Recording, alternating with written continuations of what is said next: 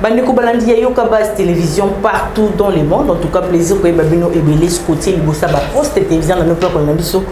Nanzela ya Yoka Base télévision ya ngolelo to kolobela mai matali mboka.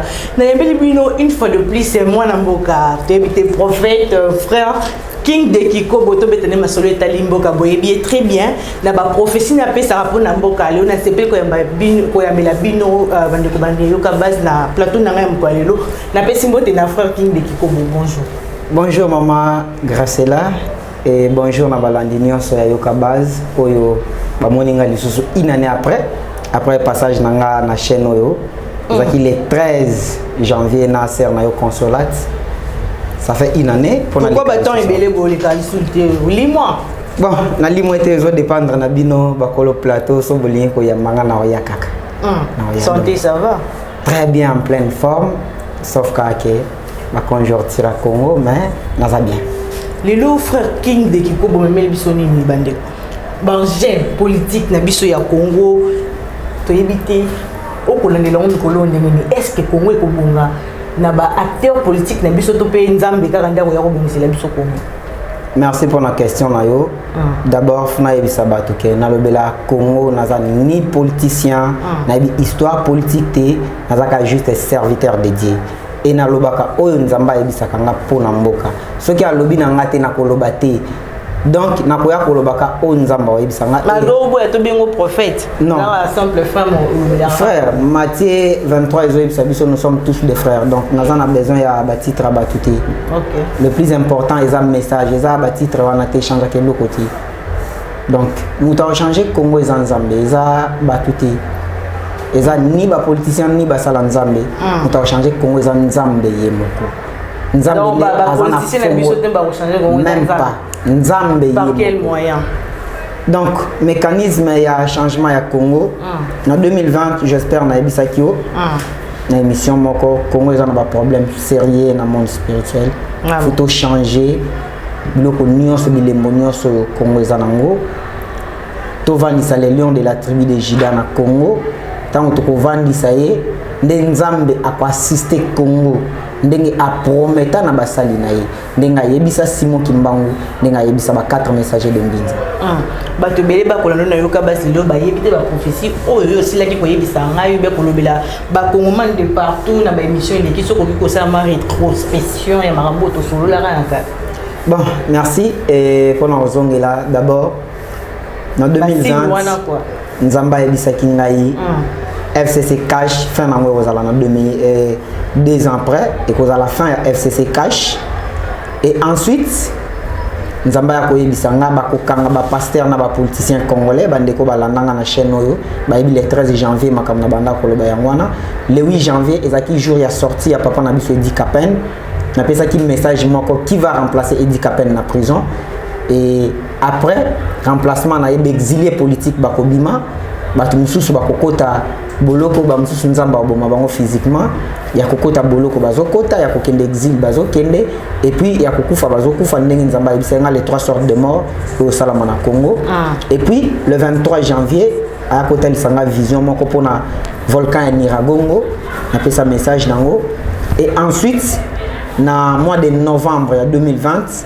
apesa kinga message moko pona shit ya parlement na biso ke nyonso ekokisama ndenga yebisa kinga bato bakoya na parlement lelo l'ancienne présidente ya assemblée nationale azate akenda président ya Sénat azate bakenda donc nyonso nzamba yebisanga ekoka le 23 janvier na pesa ki message pona Nyiragongo 4 mois après ekokisami na mois de mars non mois de mai 4 mois après et kokokisama 2 ans ndenge na yebisaki aux à la fin FCC Cash et kokisama et ndenge na lobaki bakokanga ba pasteur na ba politicien lelo kulutu na biso ngoyi mulunda za na prison donc voilà nous c'est pour ça la ba politicien tozo mona ba départ ba arrestation par ci ba là donc on nzamba zolo ba yamana processus électoral 2023 yo komona ngone est-ce que élection kozana 2023 to pété pour lundi on a émission de beloko ça la sortie oh il y aura pas élection en 2023 et tout t'habité au quoi c'est bisoni ah on a plateau na ngam kolelo bon ba sortie nyonso nazo sala wana faut batu bayeba ke na bandeli nazalaka politicien te et na vie na nga na kosala ka politique te pour comment ça la confusion entre message prophétique pour na mboka na politique. Nazolobela mboka na parce que ce que tangi na histoire biblique ndenge ozomona Bible boye, ce que tangi na 66 livres ya Bible, au moins que 17% ya Bible est plus prophétique. Et prophétie en plus eza ya ba nation nzamba olobela ba mboka. Donc nazoloba na Congo lokola Samuel, nazoloba lokola Esaïe, nazoloba lokola ba prophète nyonso, lokola ba Moïse, lokola ba Eli, lokola ba Élisée ndenge babanda kolobela ba mboka. Nalobaka na Congo te lokola politicien te na l'histoire ya politique te. Malgré vous avez recherché d'autres. Oui, naza recherché, c'est la raison pour laquelle bomoni na komo yebisa bato ba yeba déjà na ba message nzamba pesa nga yebisa nga ba okanga je sais. Na bike ba okanga mais après arrestation nanga boloko nanga Paul na yebi avant kuti na banda makambo na yebi ozalo kwa Paul na Silas pona makambo na zoloba donc kokota nanga boloko eza pona opesa solution Congo eza pona élévation ya Congo.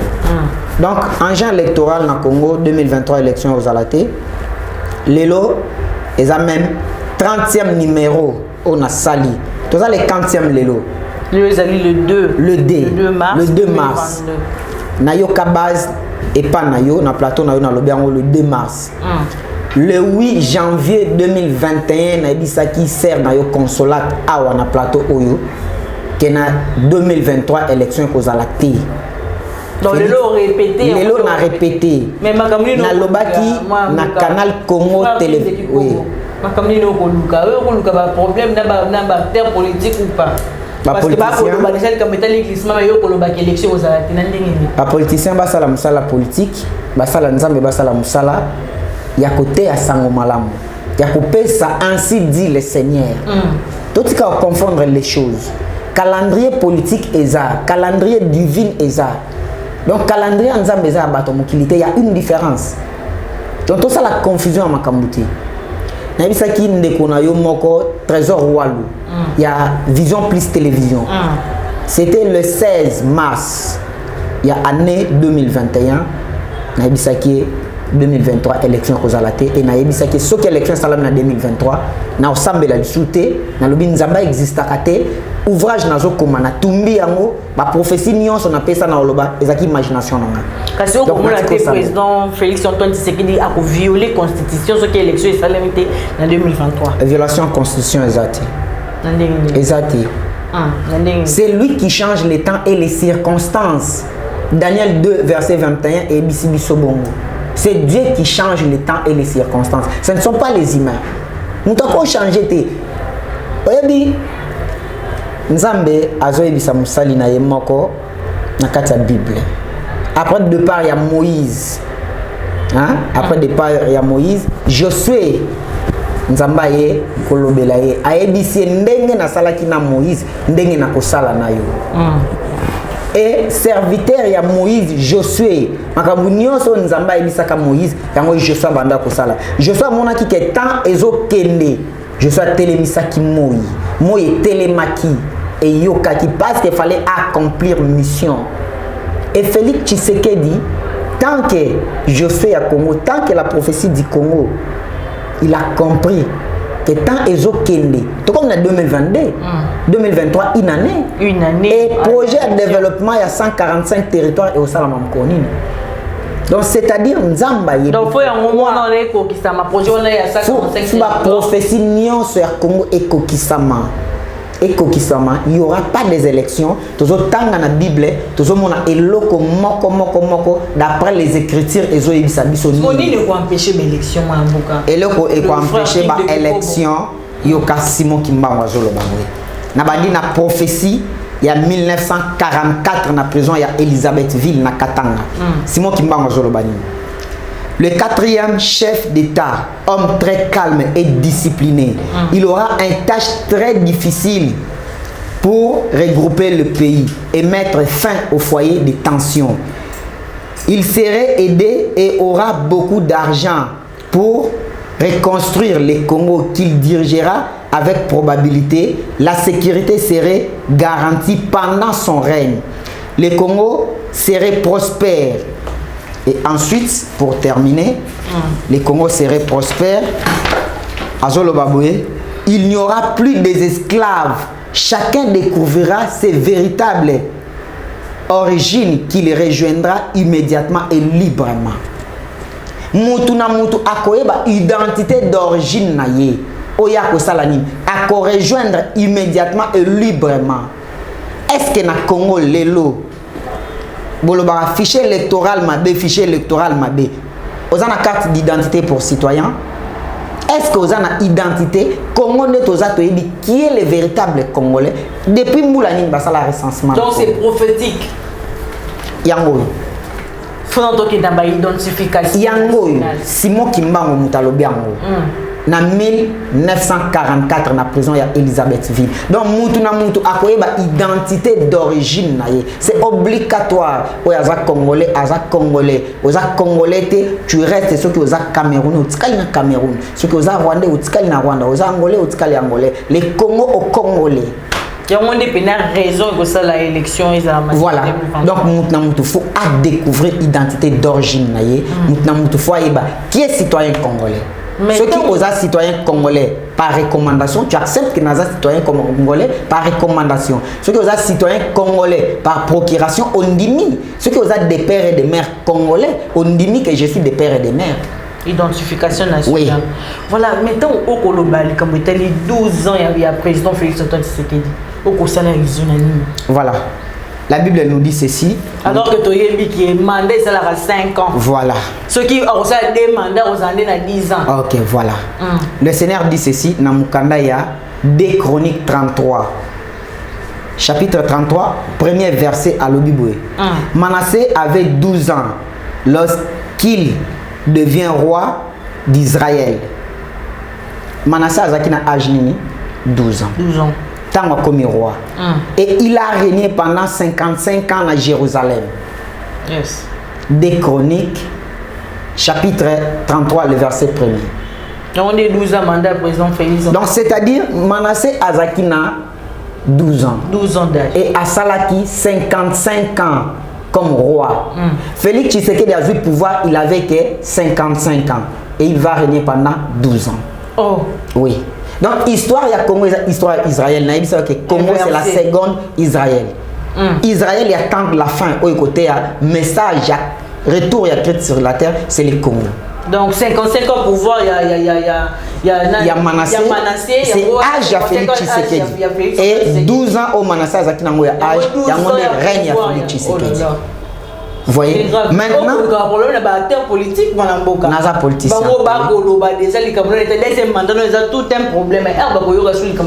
Donc je ne suis pas là pour la politique. Tout ce qui est là, politicien, c'est la politique. Moi, je parle de la prophétie. Tant que le messager, tant que le sentinelle dédié, Ézéchiel les yeux biso. Nzambe a toujours sentinelle moko na mboka. Ceux qui a moni mabe a sonné trompette. Ceux qui yoki trompette on a sonné et on tire attention te nzamba osambisa yo moko et tout moko ya ekoya na mutu na yo mais ceux qui ngana yoki on nzamba lobi na ngana garder pour ngai moko mabe wana komelo e ozana mutu na nga. Vraiment. Donc c'est la raison pour laquelle Funa Loba. Maintenant Manassé prophète politique. Non, c'est-à-dire c'est quoi Simon Kimbango Azaki prophète politique? Simon Kimbango Azaki prophète politique. Mais il y a une casquette sur un tel prophète alors que ça va prophétiser. Non. Oui, c'est pas un problème mais ndai na lingi biloko na ba titre té. Et ça l'importance té. So benga frère au changer ni. Eloté. Na ba benga prophète au changer ni. L'humilité. C'est très important. Et le so Congo ezokufa à cause ya borgueil na biso. Mais tout le monde a président Félix Namakasi, ce qui est l'élection sanitaire 2023, on a Daniel Sof. Nalobi, on a répété Nathalie Caméra. Alors ça, a 12 ans de pouvoir. Non, tu as la caméra. Je m'appelle King de Kikobo. Je suis messager. Avenue Louvre 266, na commune ya Lingwala. Est-ce que l'église messager Lingwala Ezouami? Congo, mon pays libre TV sur YouTube. Bokende kotala archive ya ba message na nyonso on a pesibino à Isaac. C'est que proposition ya ndeko Mbika yo alobi ya 14 ans ekolira. wana ba politicien nga naza na besoin ya ba politicien te oh ba élargir je parle que de la spiritualité nazolobela kaka bonzambe yo kasikoyo verset 7 et lobini et plutôt oui le verset 7 et lobina bisoni il y a 2 Chroniques 33 verset 7 et lobiboé il plaça l'image taillée de l'idole qu'il avait fait dans la maison de David. A plaça qui image à idole totanga ngope na lingala.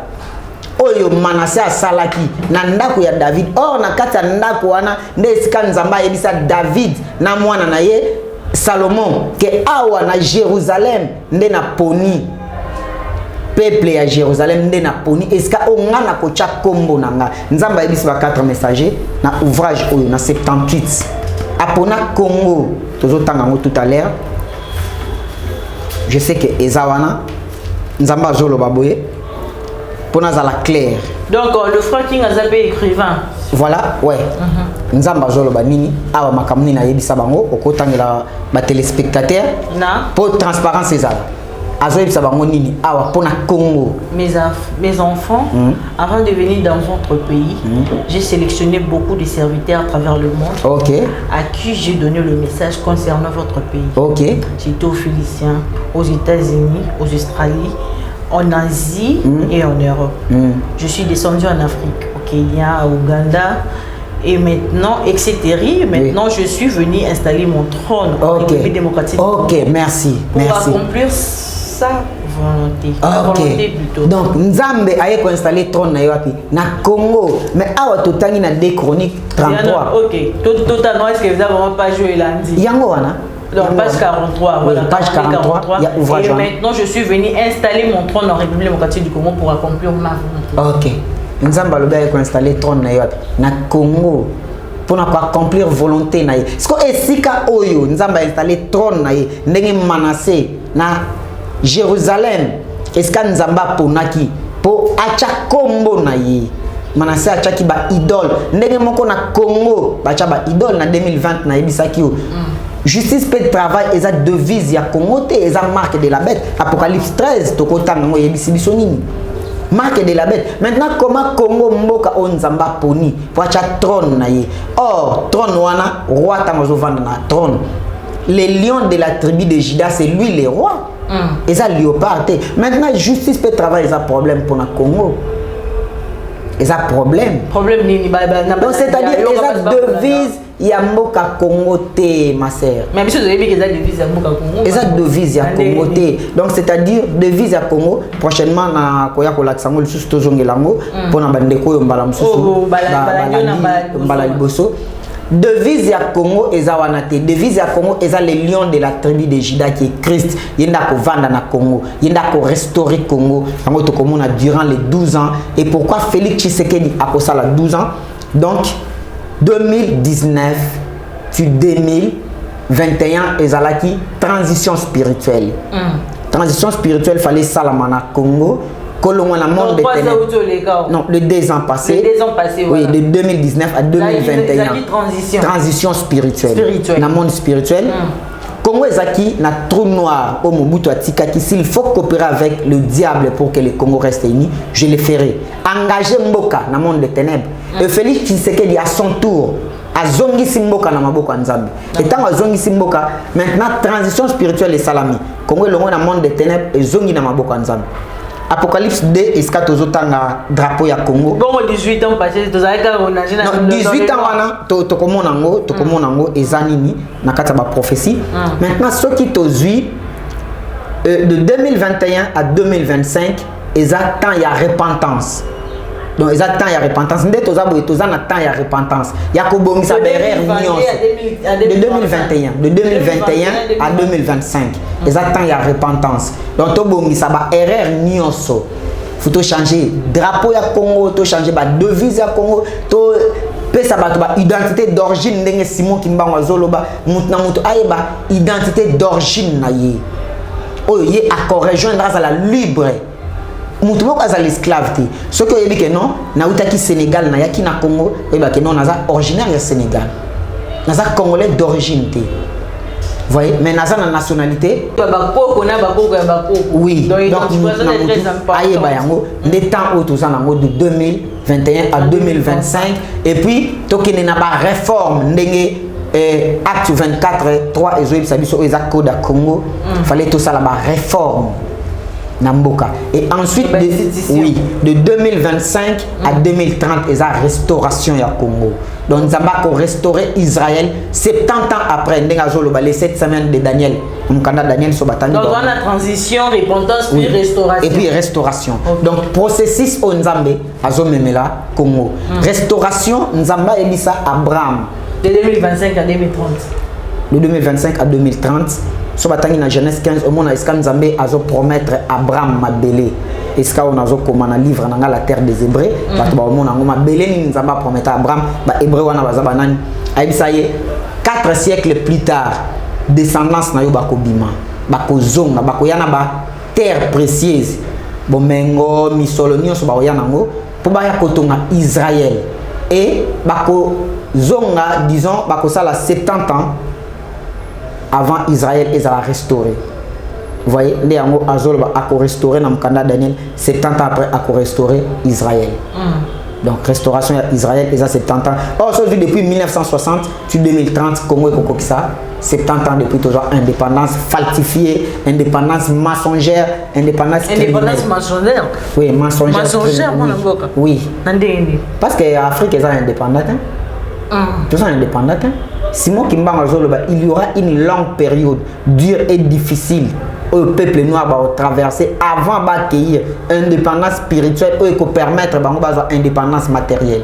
Ok. Donc jusque là. Donc il faut avoir une indépendance spirituelle. Grâce à la physique et la spiritualité. Exact. Donc tout commence par la spiritualité. Ceux qui vont Nzambe za kokufa, musuni boyeza tane loko te. Tant que Jésus a plutôt azolela sur la croix, bato ba yebité. Tant que azolo belela Élie pourquoi Matthieu abandonné. Azako belela l'homme intérieur que le Saint-Esprit. Zaki corps physique tes ande bato imaginateur kazabela nzambe na lola non, moitié na l'homme intérieur. Parce que l'homme intérieur n'était pas là. Parce qu'il a trop na zongi. Et le corps physique maintenant est sentir douleur. Yabo moto, yango moni aganga qui sur la croix. Donc, et ce qui te dit, les 12 ans, les nautiques expliqué, 2025 à 2030, et Kozala, restauration à Congo. Et ensuite, après 12 ans, après 12 ans, Makabokoya, Tokota la Yango, Nasili sa partie Oyo. Qu'est-ce qui se passe dans 12 ans à Félix? Les 55 ans, il y a âge à Félix Tshisekedi, na tête, ou soit na âge à Zaki Nango avant, comme président à Congo, et ça signifie nini. Le chiffre 50, c'est la Pentecôte, l'apparition du Saint-Esprit. Et qui t'a 50e jour après la résurrection. Total, on a prophétie Moko Awa, Simon Kimbango Zoloba. 2016, c'est la fin du ténèbre. Donc, fin il y a ténèbres en Congo, et ça qui en 2016. Mais 2016, il y a Kokisamate parce que prophétie il y a Kokate. Fallait prophétie et s'accomplir dans une émission Moko. Joseph Kabila a un fils spirituel. Joseph désirait Mobutu. Donc, Mobutu a sali 32 ans, il a sali 18 ans. Il y a un chiffre 50. Tant 50 ans et coquille, Moutou a destiné à Yazong Simboka Namaboko Yanzambe. Et tant Yazong Simboka Namaboko Yanzambe. Maintenant, le chiffre 5 au Elandi, ils ont les 5 pierres. David a joué qui peut accueillir Sanango Goliath. Vraiment. Donc c'est comme 5 ça. 5 pierres David a bétaran Goliath. Oui, mais a utilisé Kaka Pierre Moko. Sur les 5, donc le 5 Pierre au David Azwaki, pour que ça Goliath. Et ils ont les 5 ministères au Tozakanango. Ils ont les 5 ministères. Et ceux qui ont vu 12 plus 55 et au Pesabiso, 67 ans. Oyo, et à Koko Manango. Or, 67 ans, 6 plus 7 et au Pesayo, 13. Ils ont date de naissance à Félix Tshisekedi. Le 13 juin 1963. Et au pays, ça y est, chiffre 13. Quelle coïncidence! Et au pays, ça y est, chiffre 13.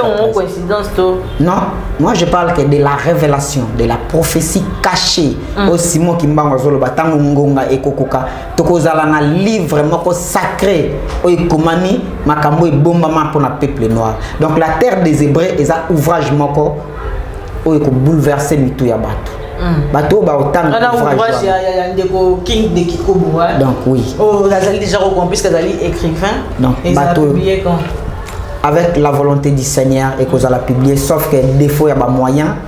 Naza na makoki vraiment te nazo bunda na mukie oyo nzamba zo pesanga yango moni nazo koma kaka na mukie wana soki nzamba pesinga na 8 ans ya kosala boye na kena sali ainsi de suite mukolo makoki okoka to bimisa yango avec la volonté du Saint-Esprit pour na lokumo nzambe mais na penser na nga na raisonnaka ouvrage wana soki bimi funa distribuer yango na bato gratuitement sauf que ba moyen ezo pesanga passe nzamba osunga je sais.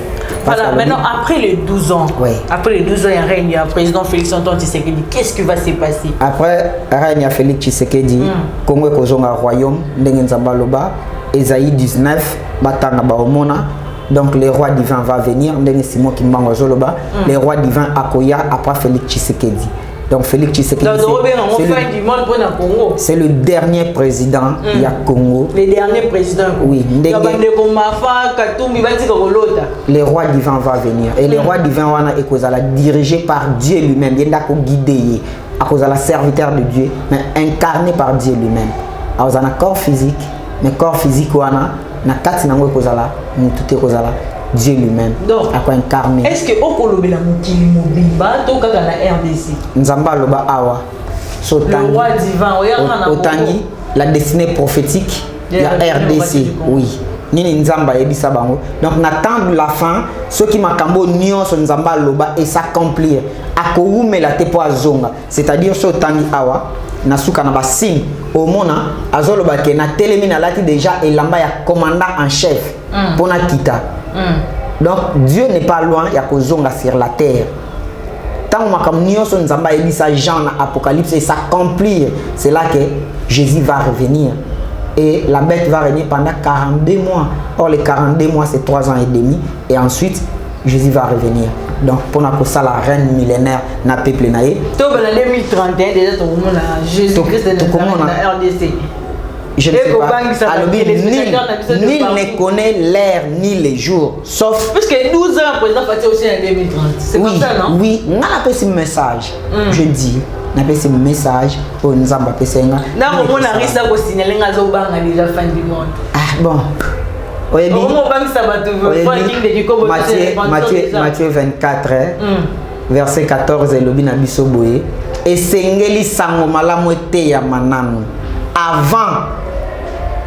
Fin et ya sangomala mufale te yama sangomala mwana yango tozo panza ya kofinga bazo finganga ya kokwa bazo kwa ope bazo boya na bango kokwa problème ezate gloire à Dieu. Apocalypse 13 oui Apocalypse 13 9e verset elobi na biso boye oyaza na mato ya koyoka ayoka oyaza motema kondima andima oyo pa lingi kondima te atiki donc naza na simple instrument oyo nzamba zo pesa message pour na lobela donc les 12 ans wana ezola tsabiso chiffre 13 wana sozu 1 plus 3 ekopé sa yo 4. Donc oza prophétie à Congo au Simon Kimbango loba et le chiffre 13 wana eza kombo ya Simon Kimbango. Donc les noms Simon Kimbango ils en a 13 lettres. Donc eza kombo ya Simon Kimbango yango bomoni les 13 parlementaires ils ont qui ba papa na biso ba Etienne Tshisekedi les autres to comme on a les 13 autres personnalités to ba papa na biso ba Henri Thomas Lokondo que son âme repose en paix bazakiawa et ensuite to comme on a eza ba date oyo président de la République à Salaka plus discours naie na congrès le 13 décembre donc eza date moko prophétique na mboka na biso Congo bato ba yebi yango ti. Merci beaucoup mon mboka. OK alors na nyonso nzamba yebisaki manase ndete utotanga wana na 2 chroniques 33 on a na version lingala elle n'a jusqu'au lingala toka 10e verset ya 2 chroniques 33 et bisibiso nini makambo nini nzambe azo yebisa manase na bazo sala kebate Yahweh akebisaki manase mpe bato na ye kasi baboyaki koyoka lokola lelo na mboka na biso Congo depuis nzamba banda ko yebisanga nazoloba pona problème ya justice pe travail problème à drapeau ya Congo nazolobela yango mutu moko azosala attention azate mutu moko azoka na yenga azalité mais suite nango botanga histoire oyo mobimba 2 Chroniques 33 botanga yango bokomona nini nzamba salaki pona kozanga koyoka ya Manassé na batu na ye.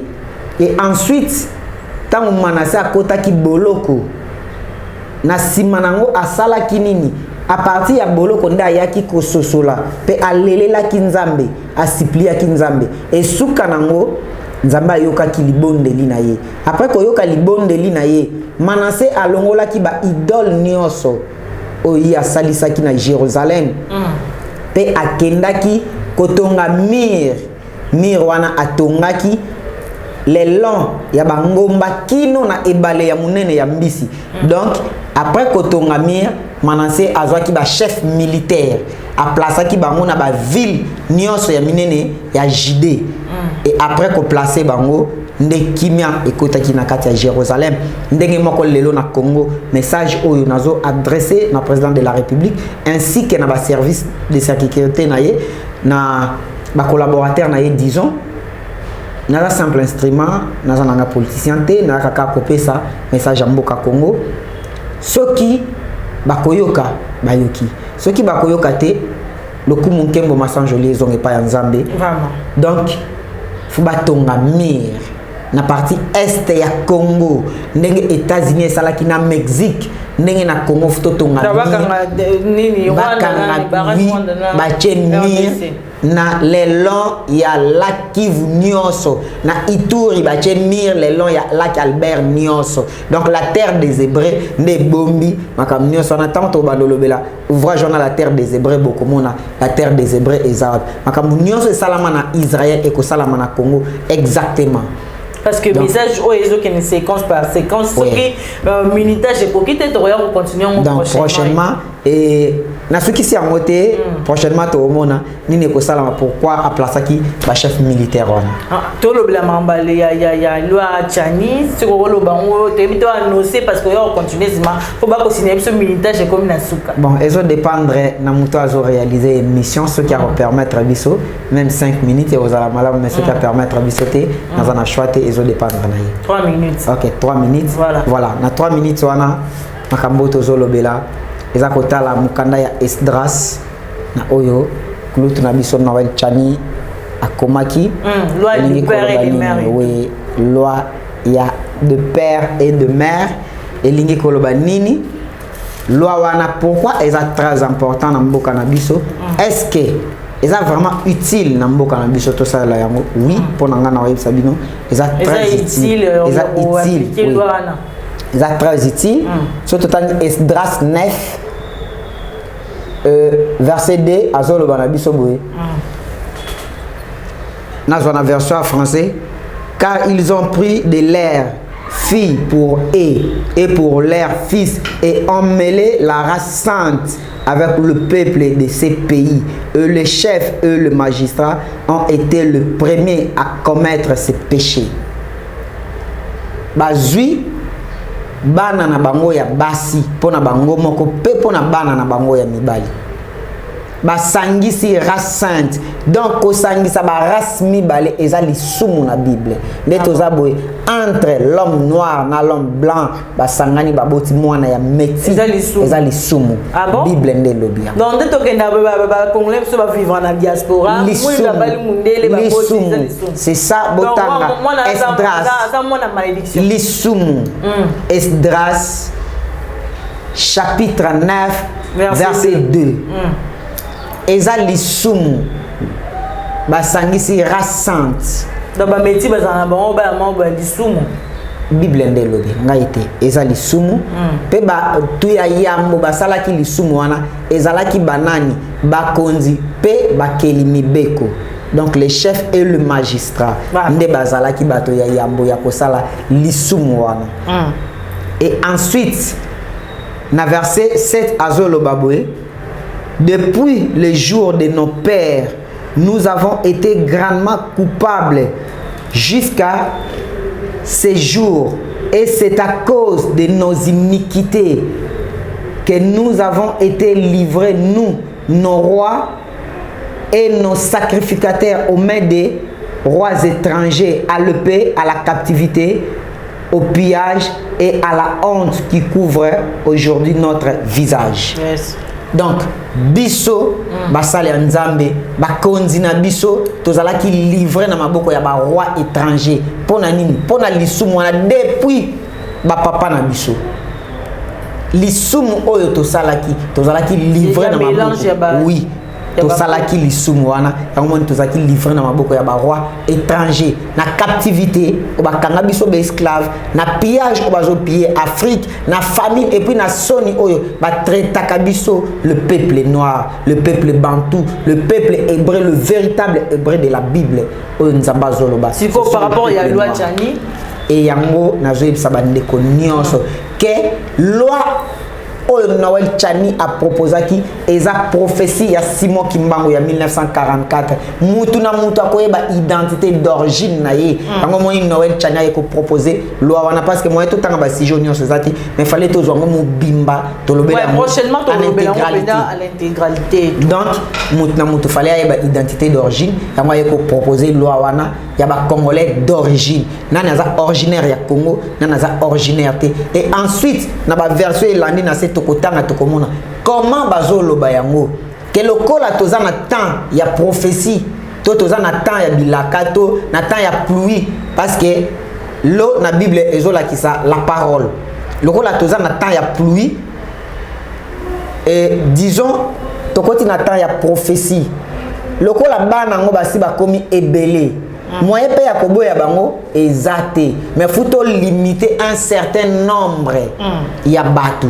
Donc ndenge moko na Congo tango bomoni a proposé ki ke na ban instance boye bana ba paya ba koki kozwa ba décision te soit ba kozwa ba poste ki donc to kotanga loi oyo mobimba donc c'est-à-dire loi oyo Noël Tchani a proposé qui c'est très important pour notre pays.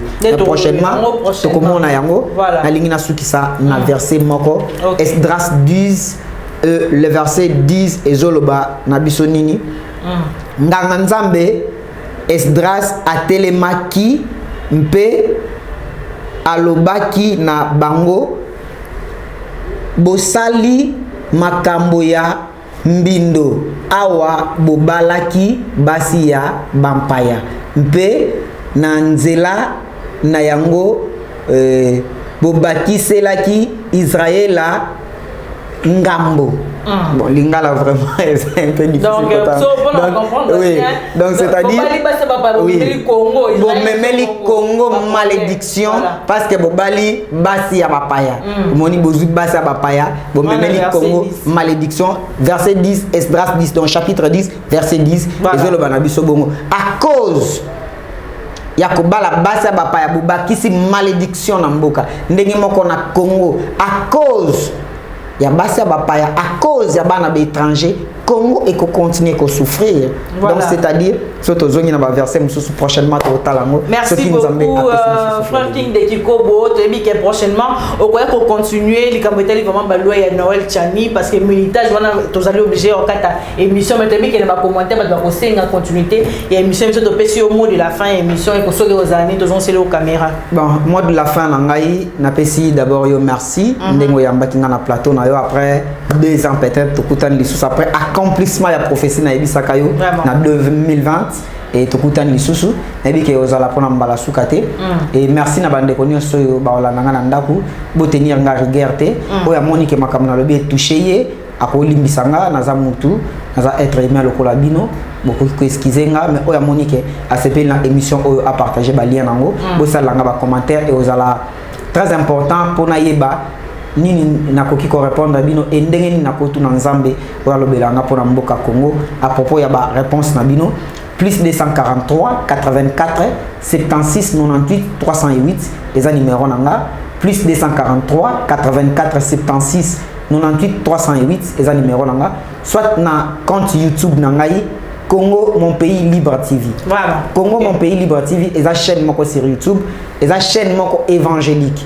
Et ce kana chaka stockage ba message nanga nyonso. Donc ndenge to sali boye na osengo archive na chango kuna. Voilà. Mukolo makambo e ko s'accomplir. Na we sabat botala na telle date na lobaki boye inzamba ebisaki nga lokola lelo toza le 2 mars 2022 et avenue Louvois 266 na commune Lingwala et église messager Lingwala et Zoami ils a dirigé bon on a révérend pasteur Paul Malouzei père spirituel Langai et le pasteur Daniel Yamba église ya communauté ya 4 frères messagers de Minza. Alors merci beaucoup frère King de Kiko pour la disponibilité na yo en tout cas émission na biso o continuer to remona prochainement dengue frère King akoya ko lobela likambetali balwa ya Noël Chani importance na yango akoya ko lobela ngo pena mbalasima bongo bo commenter bo aimer bo benga parce que tu ko pesa numéro to kokuta na bongo prochainement merci na équipe technique mobimba yo kaba to moni bongo Glody H4 to moni Roméo to moni Aris na sima caméra to moni Mardochi na assistance en tout cas merci na DG Abbé Cholé Trésor Lungu